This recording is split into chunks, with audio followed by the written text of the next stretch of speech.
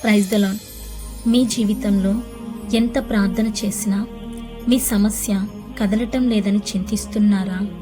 Bible గ్రంథంలో 2వ రాజులు 20వ అధ్యాయం 5వ వచనంలో, నీవు కన్నీళ్లు విడుచుట నేను చూచి తిని, నీ ప్రార్థనను అంగీకరించి ఉన్నాను, నేను నిన్ను బాగు చేసేదను. ఈ వాక్యం హిజ్కియా కన్నీటితో ప్రార్థన చేస్తే దేవుడు ఆయన మొర ఆలకించాడు.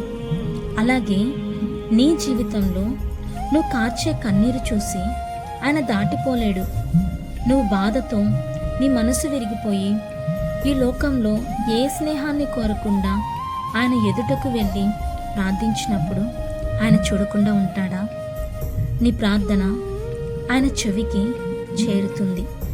నీ హృదయం ఎంత బాధలో ఉందో ఆయనకి తెలుసు. ఒక్కటి గుర్తుపెట్టుకో, నేను సృష్టించిన దేవునికి నీ కష్టం, నీ బాధ, నీ వేదన, నీ కన్నీళ్ళు, నీ దుఃఖం అంతా తెలుసు. కొంచెం ఓర్చుకో. నువ్వు అనుకోని రీతిగా, నువ్వు ఊహించుకోలేని గొప్ప కార్యాలు నీ జీవితంలో నువ్వే చూడబోతున్నావు. నీవు నమ్మిన దేవుడే చేయబోతున్నాడు.